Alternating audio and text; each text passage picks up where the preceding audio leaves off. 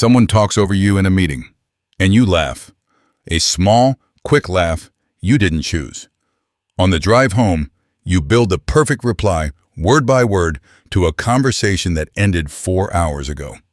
Tonight, in the shower, you'll deliver it. To the wall. And at 2 a.m., when the ceiling is the only thing listening, you'll replay their face one more time and feel your jaw tighten in the dark. Nobody taught you this routine. Nobody knows you run it. But you've run it for years. Every argument you win in the shower, you lost in the room. Here's what nobody told you. The comeback was never the answer. Disrespectful people don't fear your words. They've heard everyone's words. They fear something else entirely. In the next 15 minutes, I'll give you 7 silent moves that make them back off without you raising your voice once.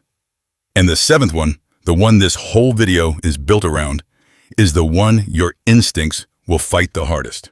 Someone talks over you in a meeting, and you laugh. A small, quick laugh you didn't choose. On the drive home, you build the perfect reply, word by word, to a conversation that ended 4 hours ago. Tonight, in the shower, you'll deliver it. To the wall. And at 2 a.m., when the ceiling is the only thing listening, you'll replay their face one more time and feel your jaw tighten in the dark. Nobody taught you this routine. Nobody knows you run it, but you've run it for years. Every argument you win in the shower, you lost in the room. Here's what nobody told you. The comeback was never the answer. Disrespectful people don't fear your words. They've heard everyone's words. They fear something else entirely. In the next 15 minutes, I'll give you 7 silent moves that make them back off without you raising your voice once. And the 7th one, the one this whole video is built around, is the one your instincts will fight the hardest. Move 1. Notice how fast you answer them, faster than you answer anyone else. The comment lands and your mouth is already moving because somewhere along the way, you learned that a fast answer proves you weren't hurt. Read that again. You answer fast to prove you're fine, which means your speed is a confession. Disrespectful people read speed the way traders read prices. A fast, heated reply tells them exactly where the nerve is. Now they own a map of you. So here's the first move. 3 full seconds. The comment lands. You hold it. 1, 2, 3. Look at them while you do it. Not glaring, just unhurried. Then answer in a voice slightly slower than theirs. Seneca said the greatest remedy for anger is delay, but he undersold it.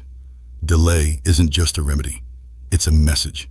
It says, your words sat in front of me for 3 seconds, and nothing happened to me. The first time you do this, those 3 seconds will feel like 3 minutes. Do it anyway. Watch their eyes in a second too. That flicker is them realizing the map they had of you is out of date. But the pause only works if your face doesn't answer for you. Because right now, it does. That's move 2. Move 2. Your face has been leaking for years. The tiny wince when they mention the thing you're sensitive about. The eyebrows that jump before you can stop them.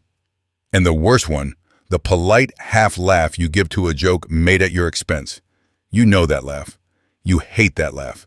You do it every time. Here's what that laugh actually is. A receipt.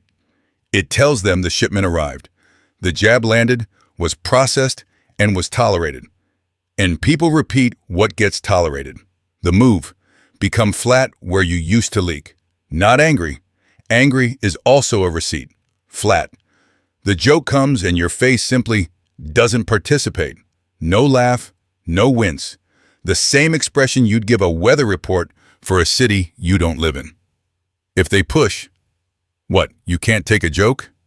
You give them 4 words, level and unbothered. I heard it. Nothing else. Your calm is not the absence of a reply. It is the reply. Epictetus put the whole strategy in one line. No man is free who is not master of himself. Master the face, and you've closed the window they've been reading you through. Now, they'll escalate. When the face stops leaking, they switch to questions, loaded ones, and you keep falling for those. Move 3.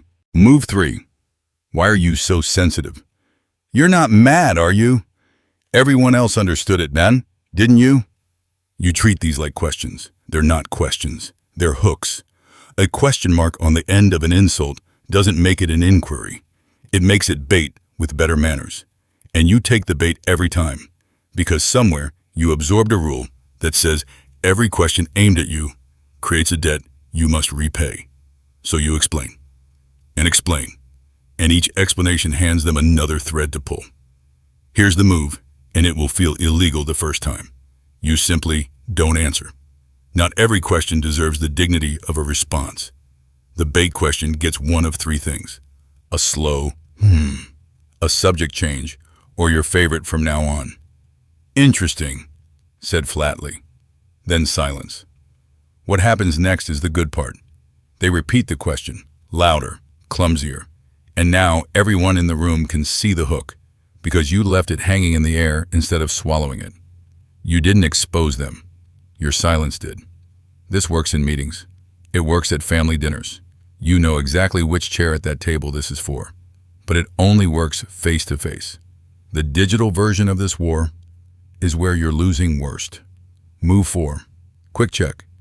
If you have ever typed the perfect reply, stared at it, and deleted it, type one word in the comments: deleted. I want you to see how many people are in this exact war with you. Move 4. Move 4. The message sits in the box. 3 paragraphs. You've edited it twice. It explains calmly, you tell yourself, everything they did, everything you noticed, everything you deserve. Your thumb hovers over send. Sound familiar? It should. There are 3 of these in your drafts right now. Here's the truth about that message. It is not communication. It is a hostage negotiation where you're offering them your dignity in exchange for being understood. And they will read it the way all captors read ransom notes, as proof of how much you'll pay. The Stoics had a rule for exactly this, and it's the dichotomy of control. Their opinion of you sits entirely on the far side of a wall you will never climb. Epictetus, born a slave, freer than his masters, built his whole philosophy on that wall. What's on your side? Whether you press send, that's it. That's all you've ever controlled. So the move, write the letter. All of it. Every paragraph. Then don't send it. Read it once, out loud, alone, and delete it. The writing was for you. The sending was for them. Keep the half that was yours. The message you don't send says more than the one you do. Now, everything so far handles the moment. But some people don't need a moment. They need an audience. And you've been theirs for years. Move 5. Move 5. Think of the specific person whose name came into your head the moment this video started. Notice something about them. They never perform alone. The cutting remark needs witnesses. The little humiliation needs a room. That's not an accident. Disrespect is theater, and theater dies without an audience. You've been giving them the one thing the show can't run without: attendance. Your reaction is a ticket. Your defense is applause. Even your visible anger is a standing ovation. Proof the performance moves someone. The move: cancel your subscription. In the room, go gray, flat, brief, boring. Give them nothing worth performing to. And outside the room, quietly stop attending. Mute, distance, shorter answers, fewer explanations, not announced. Announced exits are also theater. Just reduced availability, like a man whose calendar filled up. Watch what happens over 2 weeks. Performers don't chase empty seats. They find a new room, and the strangest feeling will settle over you. Not victory, quiet. You'll realize how much of your week they were renting for free. Which brings us to the move this entire video was built around. Because there's one exit your instincts will fight. The one without a door slam. Move 6. Here's the fantasy you've been running. Admit it, because everyone runs it. The final confrontation. You saying the whole speech. The one from the shower, while they finally sit there and take it. The door slam. The last word. Maybe even the crowd that finally sees them clearly. Now here's what that fantasy actually is. A leash. The rage exit. The exposure post. The speech. Every one of them keeps you attached. because every one of them needs their reaction to be complete. If the exit only counts when they feel it, they still own the exit. The man who slams the door is still standing in the doorway. The Stoic exit is different, and it's harder, and it's the strongest move in this entire video. You leave without an announcement, no speech, no call out, no "we need to talk." You simply become someone whose peace is no longer available for rent, and you let them discover it the way winter discovers a house. Gradually, then completely. 3 rules make it real. 1. No farewell address. Announcing your detachment is a plea for validation wearing armor. 2. No revenge draft. The moment you're planning what they'll feel, you're back on the leash. 3. No monitoring the aftermath. Checking whether they noticed you're gone is attendance. You either left or you didn't. This is where most men fail, not at leaving, but at leaving silently. Because the male instinct says an exit without impact is a defeat. It's the opposite.